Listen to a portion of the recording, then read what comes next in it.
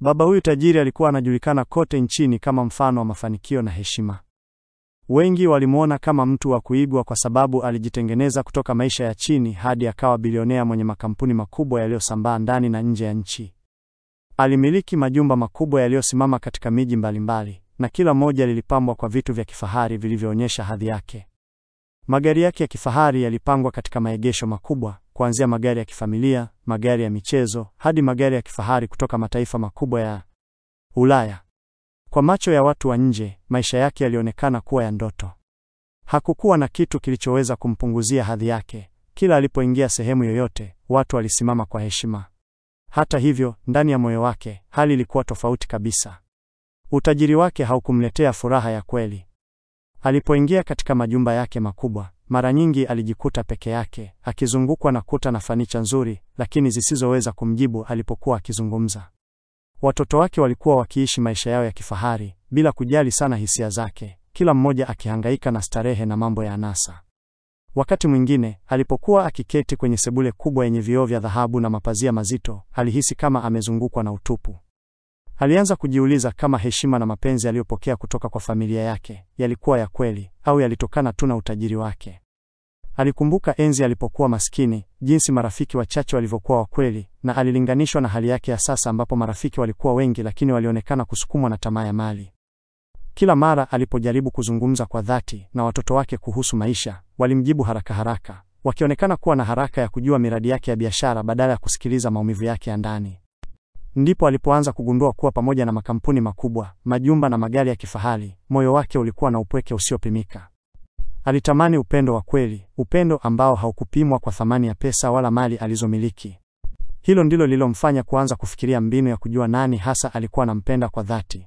Watoto wa bilionea huyu walikuwa wamelelewa kwenye maisha ya starehe tangu utotoni. Kila walichohitaji kilikuwa kipo tayari kabla hata hawajaomba. Likizoni walipelekwa nje ya nchi, walihudhuria shule za kifahari na walijua ladha ya maisha ya kifamilia yenye anasa kuliko changamoto.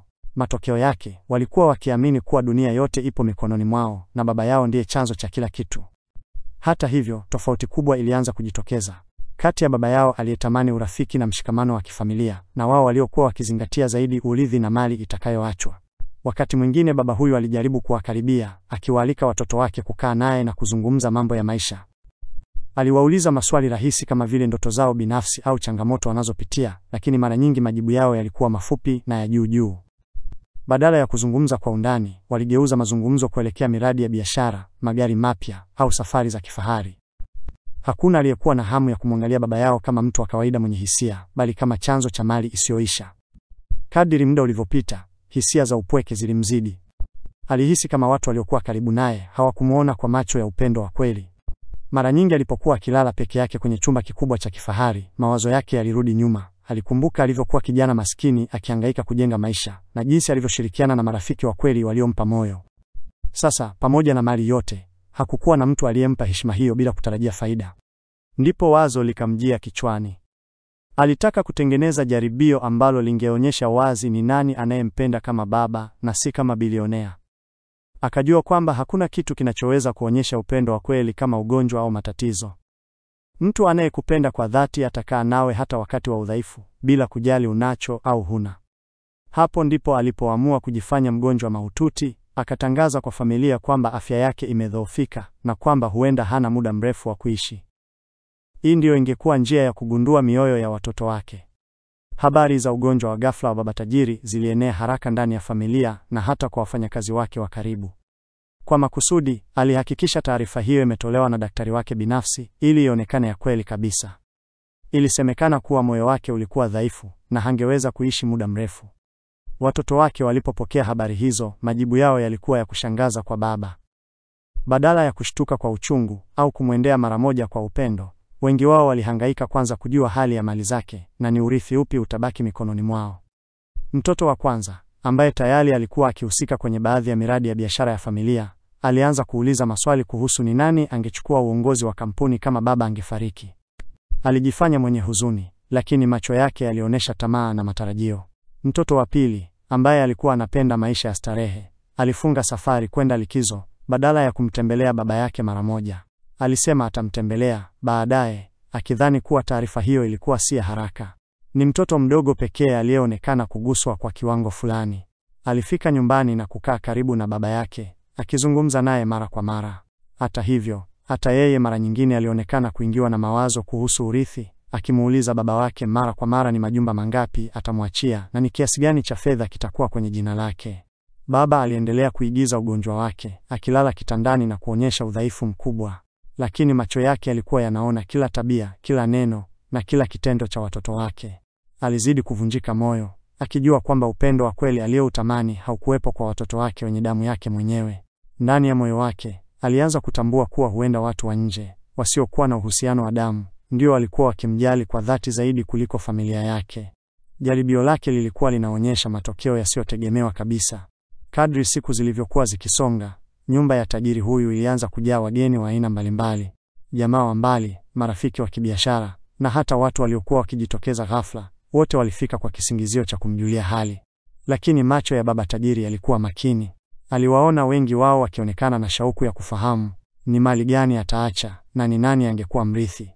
Hakuna alionekana kuonyesha uchungu wa kweli kuhusu afya yake. Mazungumzo mengi yalizunguka juu ya hisa za kampuni, miradi mikubwa ya ujenzi na hata nyumba za kifahari zilizoko pwani. Katika kipindi hicho, mtu mmoja pekee alionyesha tofauti kubwa, mlinzi wa geti. Alikuwa mtu wa kawaida, hakuvaa nguo za gharama, wala hakuwa na elimu kubwa ya kifahari. Lakini kila siku alihakikisha anapika uji mdogo wa afya, anampelekea baba tajiri kwa upole na kumkumbusha kunywa dawa alizopewa na daktari. Alikaa naye muda mrefu, mara nyingine akimchekesha kwa hadithi za maisha ya kawaida mitaani.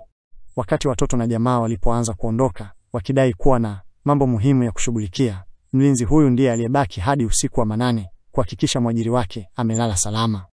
Baba tajiri alianza kugundua kitu cha ajabu. Mlinzi huyu hakuuliza chochote kuhusu mali au urithi. Hakuwahi hata kushawishi kupewa chochote. Kila alichofanya kilitokana na moyo wa dhati wa utu na heshima kwa binadamu. Baba alihisi faraja na amani zaidi alipokuwa karibu na mlinzi kuliko alipokuwa akizungukwa na watoto wake. Hali hii ilimfanya baba aendelee kuigiza ugonjwa wake kwa muda mrefu zaidi, akitaka kuona kama kuna mabadiliko kutoka kwa familia yake. Lakini kila siku iliyopita ilithibitisha kuwa tamaa iliwafunika watoto wake.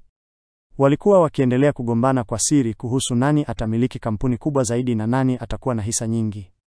Ndipo baba akajua kwa uhakika. Jaribio lake linaelekea kumpa majibu magumu sana kuhusu mioyo ya wanawe. Miezi kadhaa ilipita tangu baba tajiri aanze kuigiza ugonjwa wake. Nyumba yake kubwa ya kifahari ilionekana kila siku kama uwanja wa michezo ya tamaa. Watoto wake waligeuka kuwa wapinzani badala ya ndugu. Walipokutana sebuleni, badala ya kujadili namna ya kumfariji baba yao, walikuwa wakijibizana juu ya nani anapaswa kupewa makao makuu ya kampuni au gari fulani la kifahari. Kila mmoja alijiona bora na mwenye haki zaidi ya urithi. Baba, akiwa kitandani, aliwatazama kwa macho ya huzuni huku moyo wake ukizidi kuumia. Kwa upande mwingine, mlinzi wa geti aliendelea na maisha yake ya kawaida. Alikuwa akipanga ratiba za kazi zake kwa umakini, lakini kila alipomaliza kazi ya ulinzi, alihakikisha anamtembelea baba wake. Wakati mwingine alimbeba hadi bustanini ili apate kuona maua na kusikia sauti ya ndege. Baba alihisi kuwa wakati wa mlinzi huyu ulikuwa wa thamani zaidi kuliko dhahabu na almasi alizomiliki. Kipindi hiki kilifungua macho ya baba tajiri zaidi. Aligundua kuwa mali haina maana kama hakuna mtu wa dhati anayekuzunguka. Alihisi kama mlinzi huyu alikuwa kama mtoto wake wa kweli. Mtu ambaye hakuja kwa tamaa wala matarajio, bali kwa moyo wa huruma na heshima. Alianza kuzungumza naye mambo ya siri, akimweleza safari yake ya maisha, changamoto alizopitia, na hata maumivu yake ya sasa. Mlinzi alimsikiliza kwa makini, akitoa maneno ya faraja bila kutaka chochote kwa malipo. Watoto wake walipoona baba yao anazidi kukaribia na mlinzi, walichukulia kwa dharau. Waliona kuwa huo ni muda unaopotezwa. Wengine walinong'ona kuwa baba amechanganyikiwa kwa sababu ya ugonjwa wake, na hawakuwahi kutambua kuwa alichokuwa akitafuta ni moyo wa upendo wa kweli. Ndani ya nafsi yake, baba alianza kupanga hatua inayofuata. Alijua kuwa siku moja atalazimika kufichua ukweli wake. Na wakati huo ukifika, dunia nzima, hasa familia yake, ingepigwa na mshangao mkubwa. Siku moja, baba tajiri aliamua kuongeza uhalisia wa jaribio lake. Aliwaita watoto wake wote nyumbani na kuwapasha kwamba daktari wake amemshauri kuandaa maandiko ya urithi mapema kwa sababu hali yake haikuwa na matumaini. Kauli hiyo iliwashitua kwa muda mfupi, lakini badala ya kulia au kumwombea, kila mmoja alianza kuonyesha tamaa kwa njia tofauti. Mtoto mkubwa alijifanya mwenye busara, akijitolea kusaidia kuandika hati za urithi ili kuhakikisha mali inasalia mikononi mwa familia. Mtoto wa pili alianza kuuliza maswali kuhusu mikataba ya kimataifa na akaunti za benki. Hata yule mtoto mdogo, aliyekuwa anaonekana kuguswa zaidi, alionyesha wazi shauku ya kujua ni magari mangapi ataachiwa. Baba, akiwa kimya, alihisi maumivu makali moyoni mwake. Macho yake yalitembea kutoka kwa mtoto mmoja hadi mwingine, lakini hakukuwa na dalili ya upendo wa kweli. Wote walikuwa wamefungwa na tamaa ya mali. Mara hiyo alijua kuwa majaribio yake yameonyesha sura halisi ya watoto wake. Usiku huo alipokuwa peke yake na mlinzi wa geti, aliweka wazi hisia zake. Nimeishi maisha marefu, nimekusanya mali nyingi, lakini sijawahi kujihisi maskini kama sasa, alisema kwa sauti dhaifu. Mlinzi alimtazama kwa upole na kujibu, mzee, mali ni kitu cha kupita. Kinachobaki ni mioyo ya watu tunaowazunguka. Wewe umebarikiwa kwa kuwa bado una nafasi ya kugundua nani ni wa kweli. Maneno hayo yalimgusa sana baba tajiri. Ndipo alipoanza kufikiria wazo la kubadilisha kabisa mpangilio wa urithi wake. Alitamani kutoa fundisho kubwa kwa watoto wake na pia kutunuku uaminifu wa mlinzi aliyemjali bila masharti. Uamuzi huu haukuwa mwepesi, lakini moyo wake ulimwelekeza kwamba huu ndio ulikuwa wakati wa kuweka historia mpya. Baada ya mazungumzo marefu na mlinzi wa geti, baba tajiri alijua muda wa kufichua ukweli wake ulikuwa karibu. Hata hivyo, hakutaka kufanya haraka. Alitaka kuona kama watoto wake wangebadilika kwa hiari kabla hajatoa uamuzi wa mwisho. Kwa siku kadhaa alijifanya kuzidi kudhoofika, akionekana hana nguvu hata za kuinuka kitandani. Madaktari wa familia waliendelea kuletwa, lakini kila mara alionekana kana kwamba hana matumaini ya kupona. Watoto wake waliendelea kujikusanya nyumbani, si kwa sababu ya mapenzi, bali kwa sababu ya hofu ya kupoteza nafasi yao kwenye urithi.